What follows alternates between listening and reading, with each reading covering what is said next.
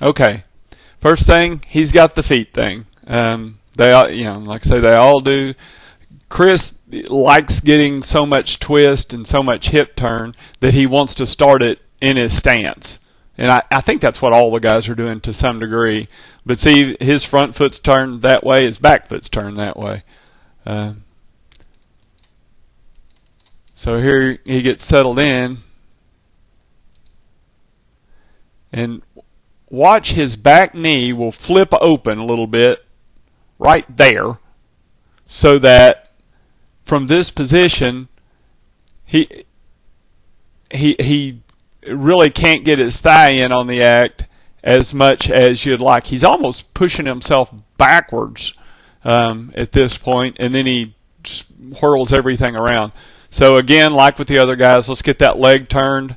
The other thing that's causing him to do is you really want the guys to stay inside of this back foot.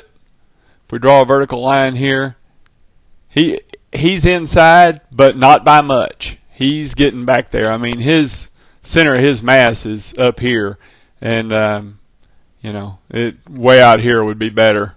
Something like that would be better. And it's so far back that it causes him a problem when he gets to toe touch, or when he gets to landing right there. See how far his upper body and center of mass are essentially from the center of his base, which is like somewhere in here. See how much more of him is back here than up here?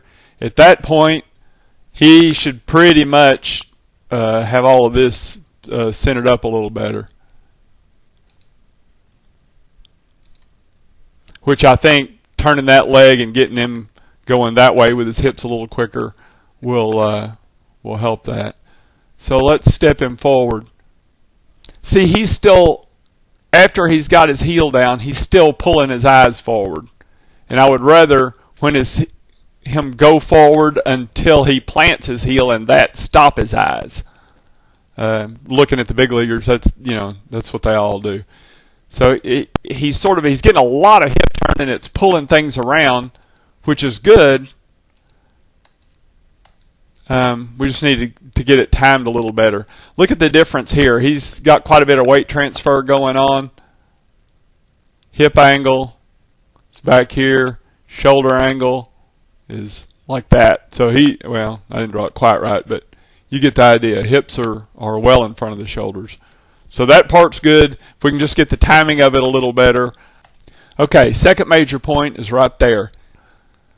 When he gets to right here, look how inside his hands are. I mean, we want them inside the ball, and Chris does a good job of staying inside the ball. That's why, he's a good, reliable contact guy. He drives it the other way. But his hands are so inside that he doesn't have any kind of anchor for his bat. At this point, it's almost like he's just holding the knob of it and slinging it around with centrifugal force. And he doesn't have the most powerful forearms anyway, so his bat has no base at all. And look there, where this wrist should basically be locked out, and this elbow more back in here, sort of bracing against the hip, if you want to think of it that way, so that we've got a good strong triangle here. With him, it's almost like his arms are just ropes, and he's slinging the thing out. So that's not a disaster, but it does result in a loss of power. If we can firm him up here, and he's been talked to about all this since I looked at this video, so he should be cooperative. Firm him up here and get that body mass forward a little earlier. If he has to think of it as come forward and stop himself with his plant on his front leg, that's fine. Naturally, he's going to have a big follow through. As much twist as he had, there's be no way to stop it. So we're okay there. So really, right now, it's the two big things are get that body mass forward quicker and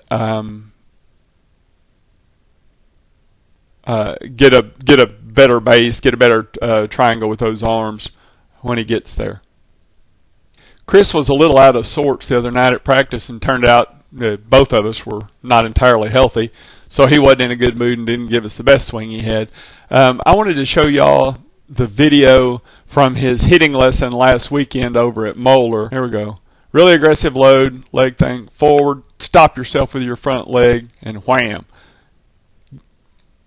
He may just need to think in terms of getting that heel down a little quicker. Yeah, see if he would lock out just an instant before, and you can see there we got the same thing with the wonky front arm, not much base there, but he had incredible rotation and good bat speed. I think it's this lack of a solid base for his bat that's the main reason that sometimes it looks like he swings with terrific bat speed, but the ball doesn't jump off. I think he has kind of a bat deflection problem. If we can firm that up, he should drive it much more solidly. The coach over at Moeller's comment was lower body from here down was as good as he's seen on a 10-year-old. He said that's excellent. Keep that up. He likes all the aggression down there, but same comment about getting the upper body up on top of it a little quicker and firming that up.